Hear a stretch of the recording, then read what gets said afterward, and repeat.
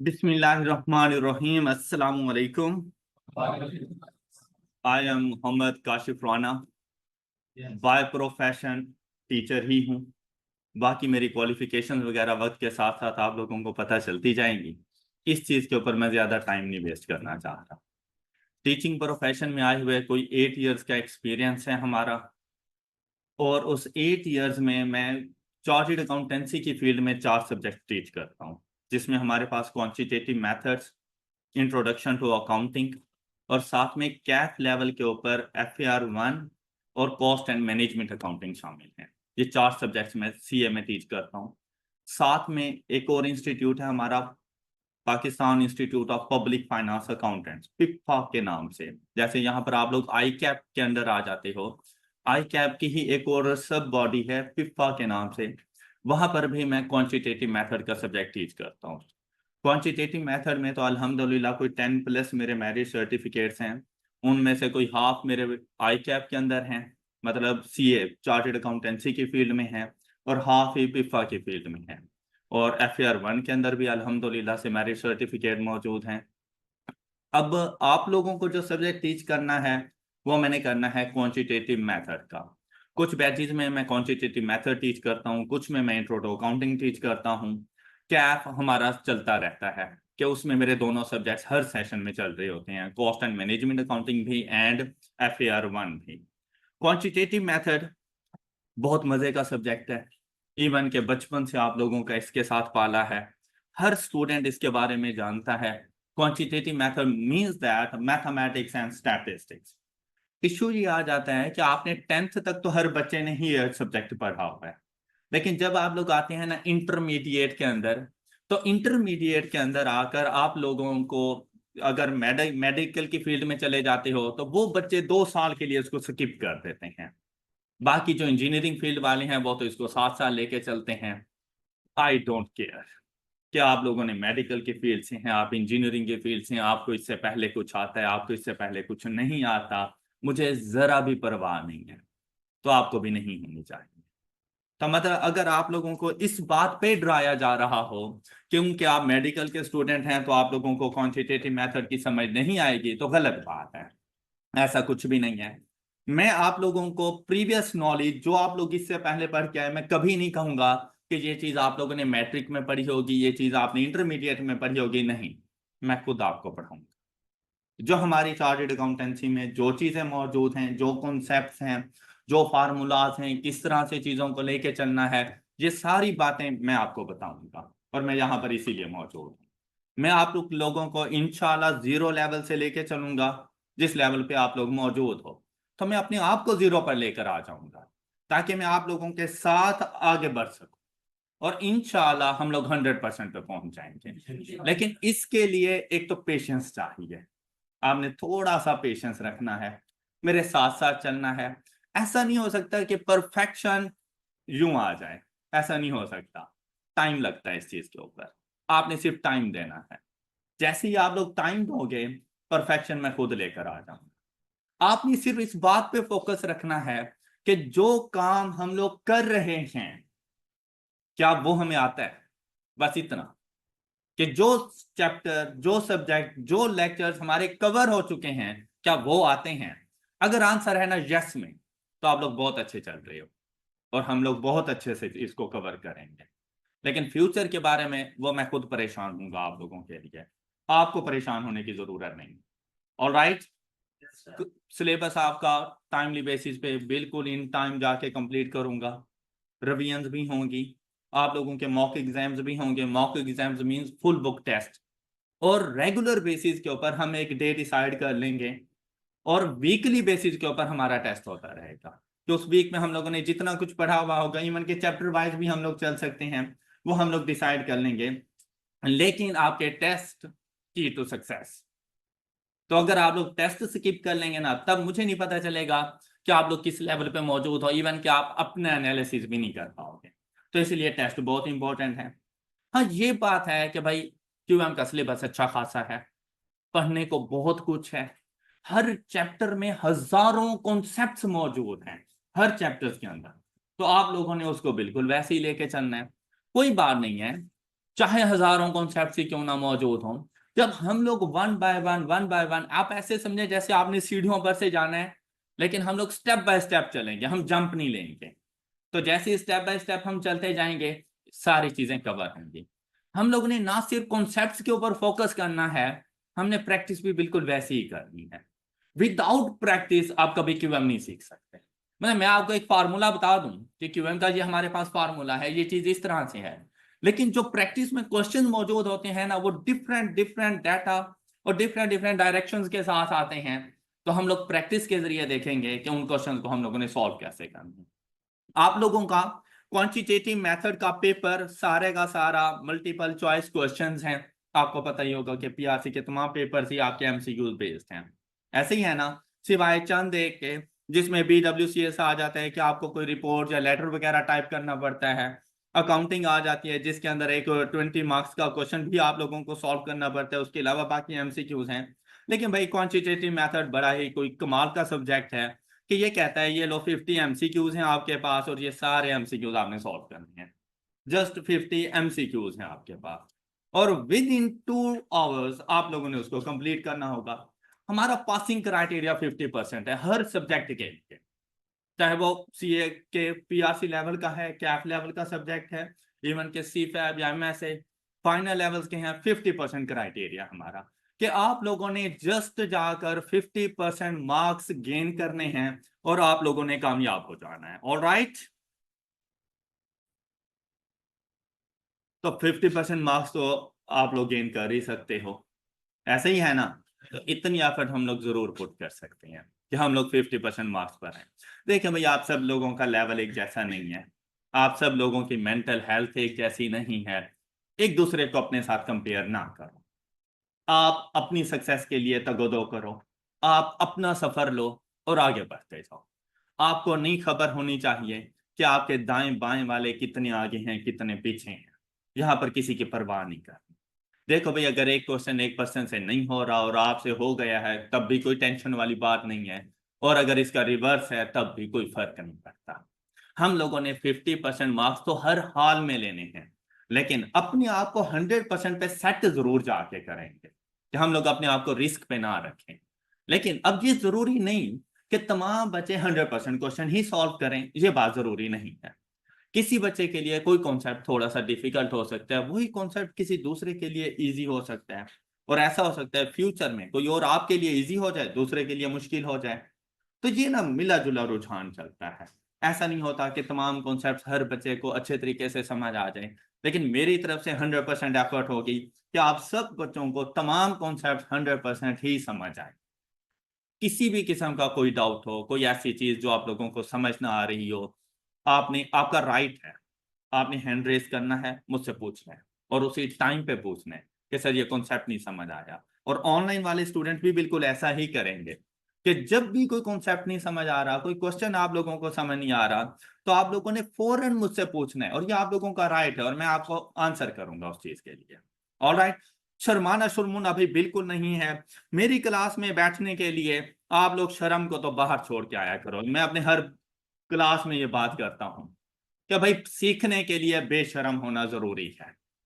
मैं बेशरम हूं, मैं पढ़ाने के लिए आता हूं, मैं सबसे बड़ा बेशरम हूं। तो जब मैं बेशरम हूं तो आप क्यों नहीं? लेकिन ये चीज, हाँ, तो मेरे शागिर्द भी तो वैसे ही होने चाहिए ना मेरे जैसे।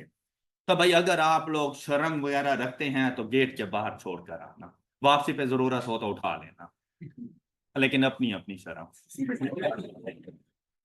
ओके, क्लास में रिलैक्स माहौल, चिल रहो। आप पे डिपेंड करता है कि भाई मेरा बिहेवियर कैसा रहेगा, आप पे डिपेंड करता है। जैसा आप मेरे साथ बिहेव करेंगे मैं आपके साथ वैसा बिहेव करूंगा। आप चाहेंगे तो मैं आपको बहुत अच्छे तरीके से आके यहाँ पे बड़े रिलैक्स मूड में पढ़ाऊंगा।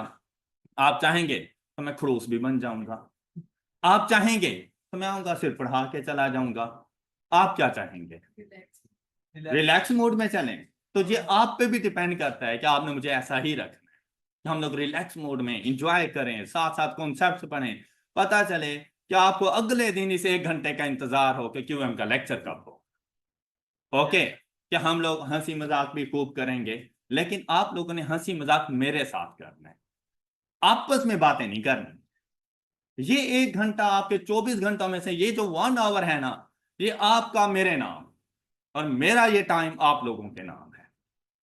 ओके, आपस की बातें बाद में कर लेंगे हम लोग, लेकिन इस 1 आवर के अंदर आप लोगों ने मेरे साथ जो बातें करनी है कर लीजिएगा। क्लियर? इतना तो आप टाइम दे ही सकते हो कामयाब होने के लिए, दे दोगे इतना टाइम?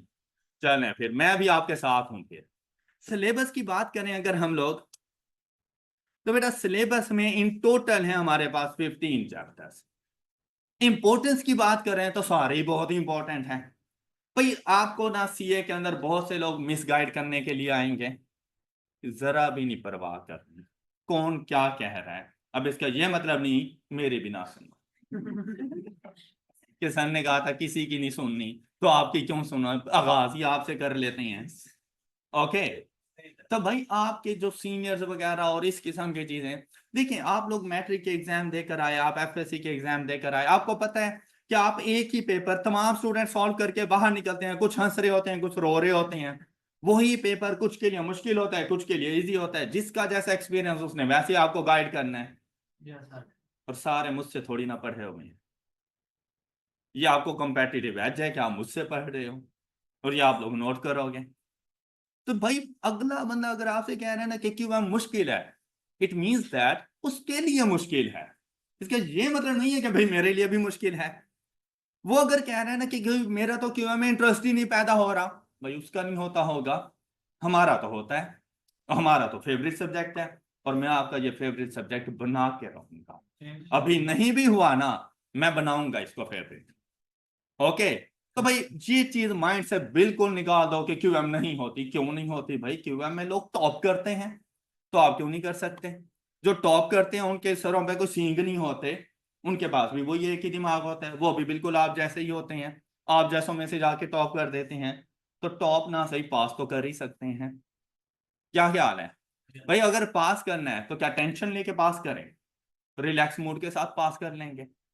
ऑलराइट, आगे बढ़ना है लेकिन पागल नहीं होना। ये ना हो कि दीवाना वार आप मेहनत करते जा रहे हो, अगले दिन पता चले जैसे मैं कुछ दीवानों को पढ़ा रहा हूं, तो ऐसा ना फील हो मुझे। दीवाना नहीं बनना आप लोगों ने, मजनू नहीं बनना आप लोगों ने। सिर्फ डेली का काम डेली बेसिस पे करना है और आप कामयाब हो जाएंगे। आपको अपने ऊपर ज्यादा बर्डन लेने की कोई जरूरत नहीं है, उसके लिए भाई मैं हूं, मैं सब कुछ संभाल लूंगा। आपने सिर्फ मेरे साथ साथ चलना है कि जो मैं पढ़ा रहा हूं, जो मैं कर रहा हूं, आपने सिर्फ वो काम करके आना है। इंपॉर्टेंस हर चैप्टर की इक्वल है, लेकिन अब इसका यह मतलब ही नहीं कि चैप्टर 1 पे मुझे जितना टाइम लगेगा 2 पे भी उतना ही लगेगा, 3 पे भी उतना ही लगेगा, ऐसा नहीं है। क्या कि कुछ चैप्टर्स ऐसे हैं जिनको पढ़ाने में हो सकता है मुझे 10 से 15 दिन भी ले जाऊं, लेकिन कुछ चैप्टर्स ऐसे भी हैं जो 2 दिन में खत्म हो जाते हैं। अब इसका ये मतलब नहीं है आप लोग ये सोचो कि ये क्या बात है, इस चैप्टर पे 15 दिन लगा दिए, इस चैप्टर पे 2 दिन लगा दिए। हर किसी में नंबर ऑफ कॉन्सेप्ट्स देखे जाते हैं, कुछ छोटे छोटे चैप्टर्स भी इसमें मौजूद हैं। तो अगर वैसे अगर मैं आपसे बात करूं ना कि आउट ऑफ 15, तो पढ़ने वाले चैप्टर सिर्फ 5 से 6 हैं जिसने हमारा सही से टाइम लेना है।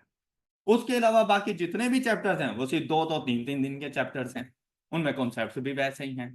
तो इसका ये हरगिज मतलब नहीं होगा कि आप लोग ये कंपैरिजन करो कि भाई पिछले 3 माह में तो सर ने हमें सिर्फ 4 चैप्टर पढ़ाए हैं, तो अगले 1 माह के अंदर 11 चैप्टर कैसे पढ़ा दिए। वैसे एग्जाम्पल दिया, इंशाल्लाह ऐसा नहीं होगा, वैसे एग्जाम्पल दिया है। तो वो वेटेज के लिहाज से है भाई, क्या उनको उतना टाइम रिक्वायर्ड था तो मैंने उसके ऊपर उतना टाइम लगाया है।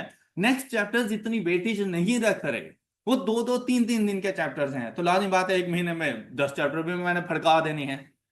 ओके, लेकिन हम लोग इंशाल्लाह एक सिस्टमैटिक वे में चलेंगे कि आप लोग भी कहेंगे कि वाकई बिल्कुल सही से हमारा सिलेबस कवर हो रहा है। ऑलराइट, अच्छा, अब चैप्टर्स में कौन कौन से चैप्टर्स वगैरह हैं तो आप कौन सा जानते हो इन चीजों को, तो डिस्कस करने की भी जरूरत नहीं है। जैसे ही हर चैप्टर पे हम लोग चलते जाएंगे तो हम लोग उनको डिस्कस भी कर लेंगे कि भाई कौन से चैप्टर्स में हम लोगों ने क्या कुछ पढ़ना है। यहां पर ना इन चैप्टर्स को 2 पार्ट्स में डिवाइड किया गया है। फर्स्ट 6 चैप्टर्स हमारे पास है मैथमेटिक्स से रेलिवेंट, एंड लास्ट के जो 9 चैप्टर्स है ना, chapter number 7 to chapter number 15, वो है स्टैटिस्टिक्स से relevant, mathematics and statistics.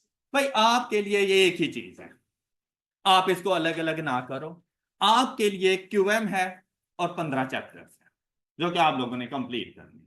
Alright, इनमें से कुछ मुश्किल भी हैं, कुछ आसान भी हैं, कुछ ऐसी चीजें भी होंगी जिनको आप बचपन से जानते होंगे, कुछ ऐसी भी होंगी जो फर्स्ट टाइम आके पढ़ रहे होंगे। मैंने कहा कोई फिक्र करने वाली बात नहीं है। इवन के आप में से कितने मेडिकल वाले हैं? क्या बात है, मेरे फेवरेट स्टूडेंट होते हैं ये। सही बात है भाई, आप लोग मेडिकल से आए हैं, कोई टेंशन वाली बात नहीं है कि आप लोगों ने 2 साल क्यूएम नहीं पढ़ी हुई, कोई टेंशन नहीं है। मैंने जीरो से लेके चलना है। यहाँ पे जो कुछ भी यूज होगा भाई मैं ऐसे पढ़ाऊंगा जैसे जिंदगी में आपने कभी नहीं पढ़ा। और जो बाकी लोग बैठे हुए हैं अपनी एफिशिएंसी मुझ पे मत झाड़िएगा, मैं आपका उस्ताद हूं।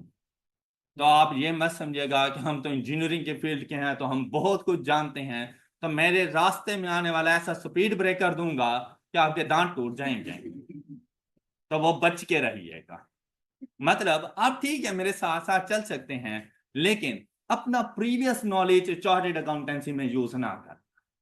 बहुत सी चीजें काफी डिफरेंट वे में होती हैं, हमने यहाँ पर बहुत अच्छे तरीके से पढ़ना है। आप मेरे सामने ऐसे बैठे हैं जैसे ब्लैंक हैं बिल्कुल, और जैसा मैंने आपको बताना है आपने बिल्कुल वैसा चलना। तो इंशाल्लाह आप लोग सक्सेसफुल होंगे। आपके लिए 50% मार्क्स लेना कोई प्रॉब्लम ही नहीं होगा। आप इंशाल्लाह विद कॉन्फिडेंस वहां पर जाकर बैठेंगे एग्जाम में, और अपना पेपर उसी टाइम पे आपको पता होगा कि ये पास है।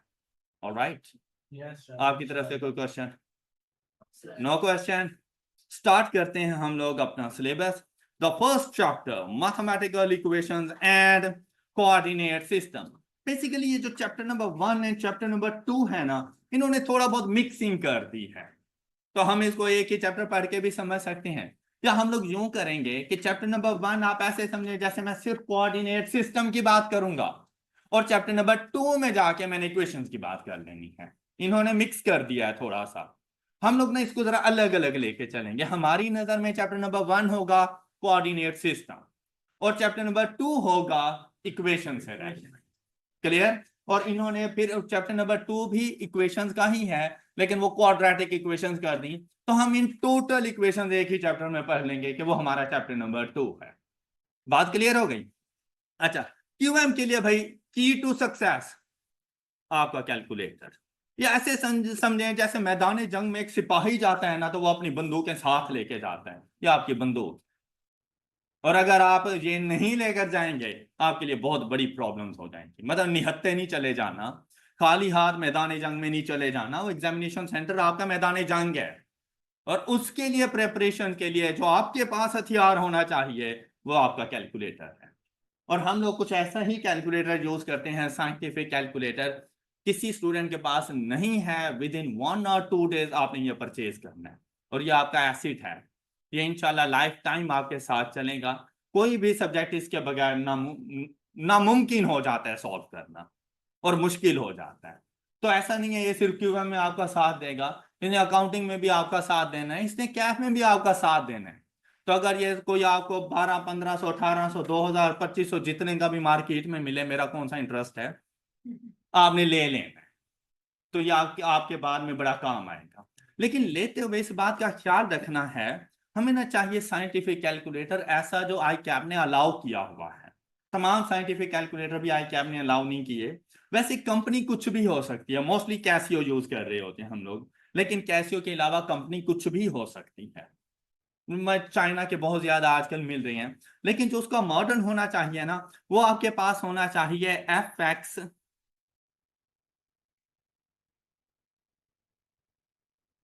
991ES+।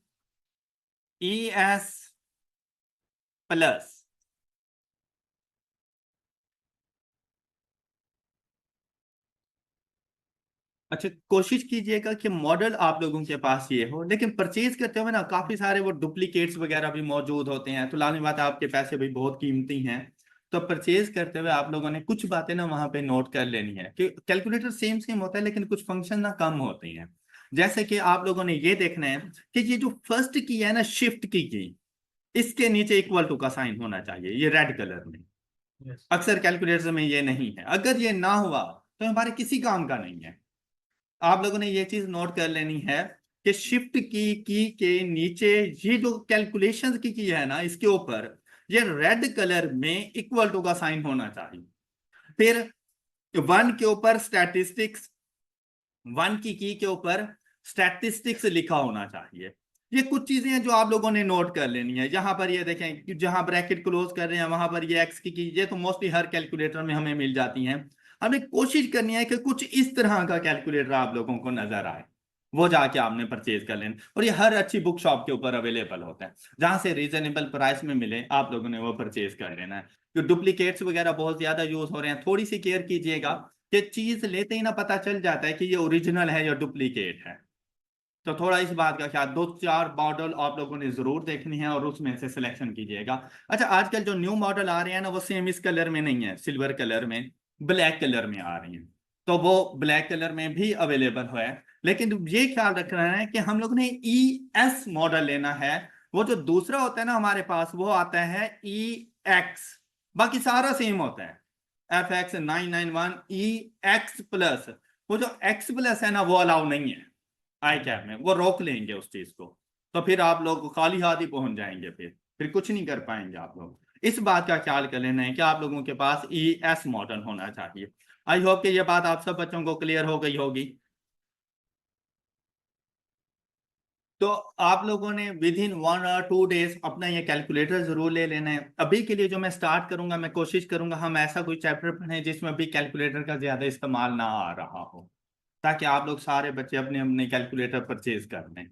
ओके, ये बहुत कीमत, मतलब ये आप लोगों का पैसा जाया नहीं हो रहा। इंशाल्लाह आपसे इतना, आपने इससे इतना रिटर्न लेना है कि ये कैलकुलेटर अब हो सकता है अगली नस्ल तक भी चला जाए।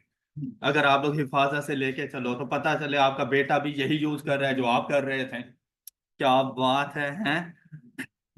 अच्छा, अब बेटा हम लोग डिस्कस करेंगे चैप्टर नंबर 1, कोऑर्डिनेट सिस्टम। तो कोऑर्डिनेट सिस्टम, अच्छा बहुत सारी चीजें ऐसी हैं, कॉन्सेप्ट्स वगैरह हमारे पास ऐसे हैं जो मतलब काफी ज्यादा कॉन्सेप्ट्स होते हैं, लेकिन जहां पर हम लोग अपने सिलेबस के मुताबिक रहेंगे, हम ना किसी भी चीज को बहुत ज्यादा डिटेल में भी नहीं जाके देखेंगे कि पता चले कि हमें उससे कुछ हासिल नहीं हो रहा, मार्क्स या एग्जाम्स में कुछ भी नहीं आ रहा और हम लोग जस्ट अपना टाइम वेस्ट कर रहे हैं। ऐसी कोई बात नहीं होगी। हम लोगों ने ना अपने टाइम को, अपने मार्क्स को साथ साथ लेके चलना है। जो भी कॉन्सेप्ट होगा, जितना रिक्वायर्ड होगा ना, मैंने आपके पास उतना ही डिलीवर करना है। हो सकता है उसकी एक्सपेंशन भी मौजूद हो, लेकिन अगर हमारे सिलेबस से रेलिवेंट नहीं है तो मैं उसको डिस्कस नहीं करूंगा। बात क्लियर हो गई? आपका कोई क्वेश्चन हो तो आप जरूर पूछ सकते हैं, मैं आपको इंशाल्लाह आंसर कर दिया करूंगा। लेकिन हम कोशिश होगी हमारी कि हम लोग ना बिल्कुल अपने सब्जेक्ट्स के रेलिवेंट ही स्टडी कर रहे हों, अपने ऊपर ज्यादा बर्डन वगैरह ना लेकर आए, चीजें बहुत ज्यादा ऐसी ना लेकर आ जाएं कि दूसरों के लिए समझना मुश्किल हो जाए। लेकिन आपका सिलेबस है ना सपोज इस लेवल पर, तो मैंने आपको इधर या इससे नीचे नहीं रखना, मैं इस लेवल से ना थोड़ा सा ऊपर आप लोगों को रखूंगा कि एक कंपेटिटिव एज आप लोगों के पास हासिल हो, कि आप थोड़ा सा एक्स्ट्रा जानते हैं। आप लोगों को शॉर्टकट्स बताऊंगा कि कुछ सी भी क्वेश्चन को सॉल्व करने का एक शॉर्टकट मेथड हमारे पास क्या हो सकता है। इस क्वेश्चन को लॉन्ग वे में जाके सॉल्व करें तो कैसे सॉल्व होगा। लेकिन हमारे पास क्योंकि पेपर MCQ बेस है, नॉलेज अपनी जगह पे भाई, आप सब लोगों को नॉलेज बहुत मुबारक हो, लेकिन लोगों ने आपका नॉलेज उस टाइम पे देखना है जब आप उन्हें बताओगे कि QM पास है। Am I right? आप उसे कहो कि मेरे पास नॉलेज तो बहुत सारा है लेकिन मेरा QM फेल है, क्या वो यकीन करेगा आपकी बात पे? तो हम लोगों ने अपना QM पास भी करना है, साथ में नॉलेज भी गेन करते रहेंगे हम लोग। तो भाई हम लोगों ने मार्क्स की जंग के लिए लड़ना है कि हर वो काम जिसमें हमें पता हो मेरे 2 मार्क्स कैसे सिक्योर हो सकते हैं, मैंने वो काम करना है। Got it? जी। अब हम लोग डिस्कस करने के लिए जा रहे हैं सबसे पहले अपने पास कोऑर्डिनेट सिस्टम। भाई बहुत सिंपल सा टॉपिक है, बहुत इजी टॉपिक है, पहले पढ़ा है या नहीं पढ़ा कोई फर्क नहीं पड़ता। कोऑर्डिनेट सिस्टम हमारे पास बेसिकली 2 तरह का होता है, एक होता है 2 डायमेंशनल और दूसरा होता है 3 डायमेंशनल। सबसे मजे की बात, 3 डायमेंशनल सिलेबस का पार्ट ही नहीं है, हम लोग डिस्कस ही नहीं करेंगे। और ऐसे टॉपिक मुझे बहुत अच्छे लगते हैं, आपको भी लगने चाहिए, नहीं है ना? तो आते हैं 2 डायमेंशनल पर। 2 डायमेंशनल में हम लोगों ने ना 2 एक्सिस को देखना होता है, और वो 2 एक्सिस हमारे पास होती हैं, X axis and Y axis. अगर 3 डायमेंशनल हो तो उसके साथ Z एक्सिस भी साथ में आ जाता है, लेकिन अब हम उसके बारे में डिस्कस ही नहीं करेंगे कि वो किस तरह से है, कैसे है। आपके सिलेबस का पार्ट नहीं है, आपसे उसके बारे में कोई क्वेश्चन नहीं किया जाएगा। और चार्टर्ड अकाउंटेंसी इंशाल्लाह आप बहुत जल्द चार्टर्ड अकाउंटेंट बन जाएंगे, तो आपको इतना कुछ जानने की जरूरत भी नहीं है, ये आपका काम नहीं है। तो हम लोग बात करेंगे इस 2 डायमेंशनल कोऑर्डिनेट सिस्टम की, जिसमें हम लोग बात कर रहे होते हैं 2 एक्सिस की। और वो 2 एक्सिस हमारे पास कौन से हैं? X axis and Y axis. देखिए भाई, ये 2 एक्सिस आपके पास 2 स्ट्रेट लाइंस हैं बेसिकली। इनमें से जो एक्स एक्सिस है, अच्छा ये कंफर्म है कि हमेशा एक्स एक्सिस इधर ही रहेगा, मतलब आप लोग इसको अपनी मर्जी से चेंज नहीं कर सकते। एक्स एक्सिस जो हमारे पास होता है ये बेसिकली एक हॉरिजॉन्टल लाइन है। अगर आपके पास बुक्स हो तो साथ साथ जो एक्स्ट्रा चीजें मैं लिखता हूं ना, वो जरूर लिख लिया करेंगे, अगर आपके पास बुक्स वगैरह हो तो। जो हमारे पास एक्स एक्सिस है वो बेसिकली हमारी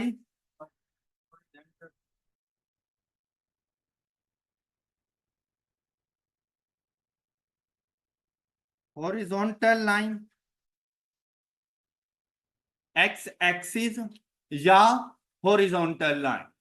और जो वाई एक्सिस होता है, इस ये होती है हमारे पास एक वर्टिकल लाइन। अच्छा देखिए भाई, कभी कभी वो एक्स एक्सिस का नाम ले लेता है, हमेशा समझ आइएगा इस तरह की लाइन हॉरिजॉन्टल लाइन ये एक्स एक्सिस है। कभी कभी वो वाई एक्सिस की बात करता है, तो हमेशा आपके माइंड में आ जाना चाहिए कि ये एक वर्टिकल लाइन, ये हमारे पास वाई एक्सिस होती है। एक्स एक्सिस और वाई एक्सिस हमेशा जिस पॉइंट पर एक दूसरे को इंटरसेक्ट करते हैं, ये है इसका पॉइंट ऑफ इंटरसेक्शन। जहां पर एक दूसरे से मिलते हैं उस पॉइंट को क्या कहना है? Point of intersection. ये बेसिकली पॉइंट ऑफ इंटरसेक्शन है। तो पॉइंट ऑफ इंटरसेक्शन तो कोई सी भी 2 स्ट्रेट लाइंस का हो सकता है जो एक दूसरे को इंटरसेक्ट करे। इसका स्पेसिफिक नेम है और इसे कहा जाता है point of origin. Point of origin, और डिनोट करते हैं हम इस पॉइंट को कैपिटल ओ के साथ। O stands for origin. इस पॉइंट को हमेशा इसका सेम यही नेम है, क्या? Point of origin. और पॉइंट ऑफ ओरिजिन क्या होता है? A point where X and Y axis intersect each other. अब देखो कैसे डेफिनेशन तैयार हो गई, ऐसे ही है ना? तो क्या ये इसको अलग से नोट करने की जरूरत है? क्या कभी फ्यूचर में आपसे पूछें तो क्या आपको पता नहीं होगा कि पॉइंट ऑफ ओरिजिन क्या है? क्या है? A point where x and y axis intersect each other is known as point of origin। और पॉइंट ऑफ ओरिजिन पर दोनों एक्सिस की वैल्यू 0 होती है। x की वैल्यू भी 0 और y की वैल्यू भी 0। पॉइंट ऑफ ओरिजिन पर दोनों एक्सिस की वैल्यूज 0 होंगी। ऑलराइट। अच्छा, जब इसको हम लोगों ने वैल्यू करना हो तो इसका ना एक स्पेसिफिक मेथड है वैल्यू के करने का, मतलब आपने उसी मेथड को ही फॉलो करना होगा। तो इन पॉइंट्स के लिए ना हम लोग हमेशा ये देखें, वैल्यूज को कुछ इस तरह से लिखते हैं कि एक तो आप लोगों ने ब्रैकेट्स में इनक्लोज करना है इसको, स्मॉल ब्रैकेट में। और हमेशा सबसे पहले आप लोगों ने लिखनी है एक्स की वैल्यू, फिर इसको सेपरेट करना है कोमा लगाकर, और बाद में आप लोगों ने हमेशा लिखनी होगी y की वैल्यू। अब ये कंफर्म है कि कोई भी ऐसा पॉइंट मैं आपको दूंगा तो दिखते ही आपको पता चल जाएगा कि उसमें x की क्या वैल्यू है और उसमें y की क्या वैल्यू। पर अगर मैं यहां पे ये लिखूं एक पॉइंट 2 and 3, और एक पॉइंट मैं आप लोगों के सामने लिखूं 3 and 2, तो दोनों सेम सेम नहीं है, दोनों डिफरेंट हैं। क्या फर्स्ट पॉइंट में x की वैल्यू 2 और y की वैल्यू 3, सेकंड पॉइंट में x की वैल्यू 3 और y की वैल्यू 2, जबकि पॉइंट ऑफ ओरिजिन में हम लोगों ने क्या कहा? x and y both are 0। तो उस पॉइंट को, पॉइंट ऑफ ओरिजिन को हम लोग कैसे जाके नोट करेंगे? 0 and 0। बात क्लियर हो गई? कोई डाउट? कोई डाउट? अच्छा भाई, कोऑर्डिनेट सिस्टम अगर इजी वे में आप लोगों को समझाऊं ना, आप ऐसे समझे जैसे ये जमीन है, ऑलराइट, जैसे हम लोग जिस जमीन पर रहते हैं ये किस्म की जमीन है, और इधर फिर आप लोग देखें हम लोगों ने इस अर्थ को डिफरेंट डिफरेंट पार्ट्स में डिवाइड किया, मतलब कंट्रीज के हिसाब से आ गए। क्या अगर मैं आपसे आपकी लोकेशन पूछूं कि आप अभी कहाँ पे रहते हो, तो आप मुझे कहेंगे सर हम पाकिस्तान में रहते हैं। पाकिस्तान में कहाँ रहते हो? हम लाहौर में रहते हैं। लाहौर में कहाँ रहते हो? एक स्पेसिफिक पॉइंट पिन आउट कर दोगे कि भाई मेरा घर यहां पर है। M I right? Coordinate system भी बेसिकली डिफरेंट पॉइंट्स की लोकेशन को आइडेंटिफाई करता है। कोऑर्डिनेट सिस्टम डिफरेंट पॉइंट्स की लोकेशन को आइडेंटिफाई करता है। क्या मतलब कि अगर मैं यहां पे कहूं कि भाई मेरे पास एक पॉइंट है दिस वन,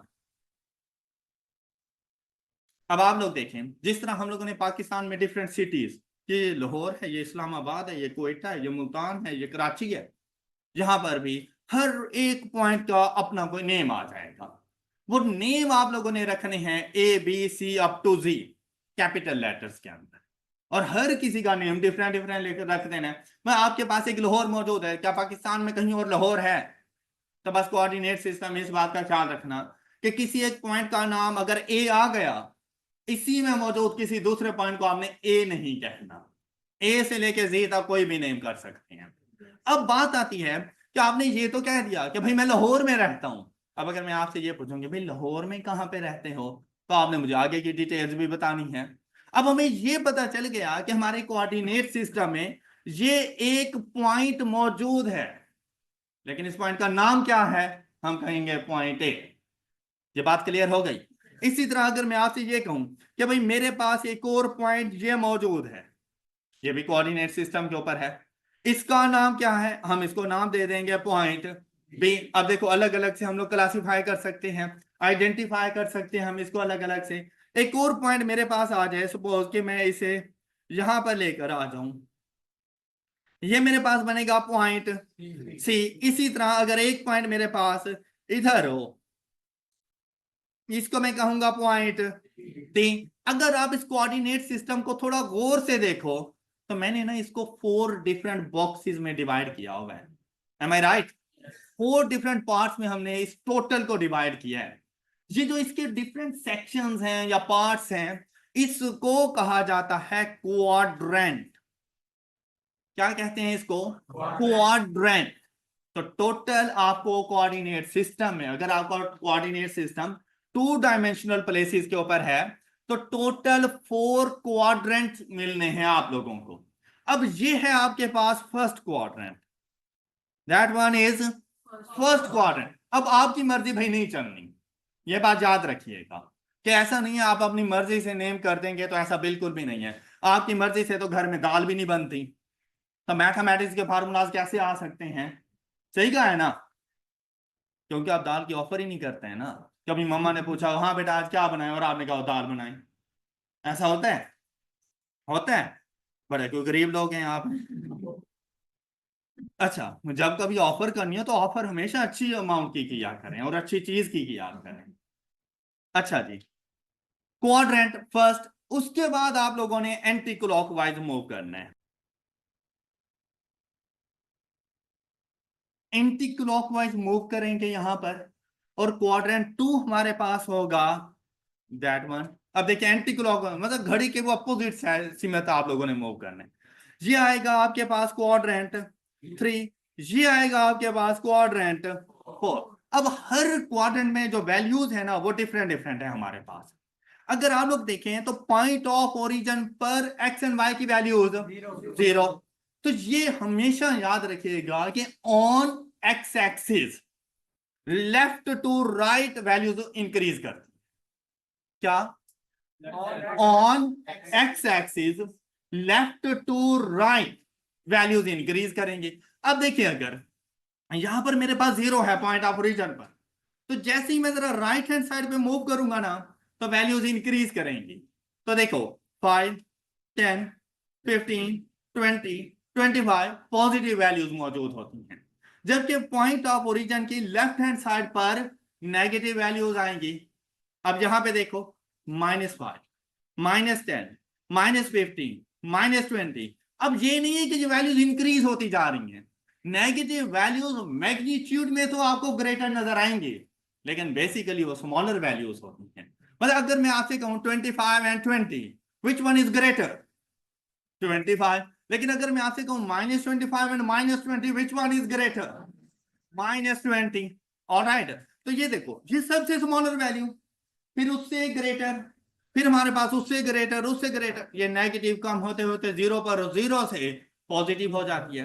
तो भाई मैं अगर इसको समराइज करूं तो मैं ये कहना चाह रहा हूं कि पॉइंट ऑफ ओरिजिन की लेफ्ट हैंड साइड पर x की value negative and point of origin की राइट हैंड साइड पर x की value positive. M I right? कोई ऐसा बच्चा जिसको समझ आ गई हो? चले शाबाश, गुड। अब अगर y एक्सिस की बात करें तो y axis down to upward अपने आप को इंक्रीज करता है। y axis down to upward अपने आप को इंक्रीज करेगा।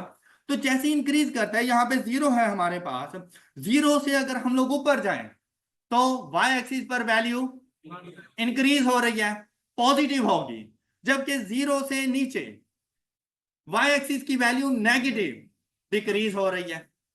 बात समझ आई आप लोगों को?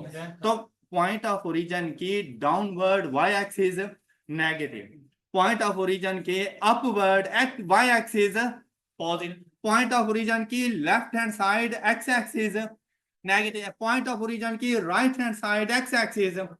अब देखिए भाई x and y axis, x axis के लिए तो मैं left and right hand side use कर सकता हूं, लेकिन अप एंड डाउन साइड नहीं यूज कर सकता। और y एक्सिस के लिए मैं down side and up side use कर सकता हूं, left and right hand side नहीं यूज कर सकता। आपको ये बातें क्लियर हो चुकी हैं? अब अगर मैं बात करूं फर्स्ट क्वाड्रेंट की, कि फर्स्ट क्वाड्रेंट में जो पॉइंट्स आएंगे, तो अगर आप लोग गौर करें कोई भी पॉइंट हो उस समय हमेशा x की वैल्यू क्या मिलेगी आपको? पॉजिटिव। और y की क्या वैल्यू मिलेगी? तो ऐसे पॉइंट्स, ऐसे इन पॉइंट्स को कहा जाता है कोऑर्डिनेट्स पॉइंट्स या कोऑर्डिनेट्स, इनको कहा जाता है coordinates.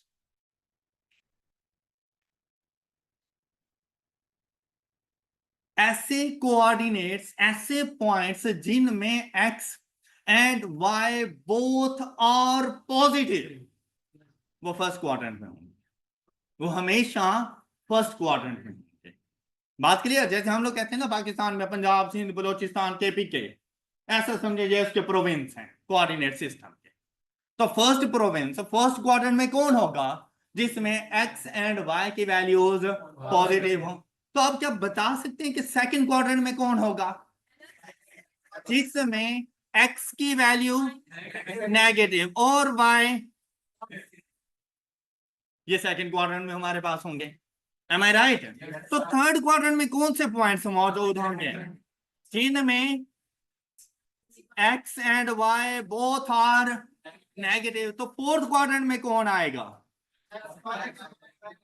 x positive and y negative. तो आपसे ये एमसीक्यूज किए जा सकते हैं कि कौन सा पॉइंट कौन से क्वाड्रेंट में लाई करेगा। तो हमने देखने उसके जस्ट साइन कि भाई पॉजिटिव है या, अगर दोनों पॉजिटिव हुए फर्स्ट क्वाड्रेंट में, अगर x नेगेटिव और y पॉजिटिव, अगर दोनों नेगेटिव हुए, और अगर x पॉजिटिव और y नेगेटिव, तो फोर्थ क्वाड्रेंट में चले जाएंगे। बात क्लियर हो गई सब बच्चों को? And that's all for today. इंशाल्लाह हम लोग नेक्स्ट लेक्चर में डिस्कस करेंगे मजीद। अपना बहुत सा ख्याल रखिए। अल्लाह हाफिज।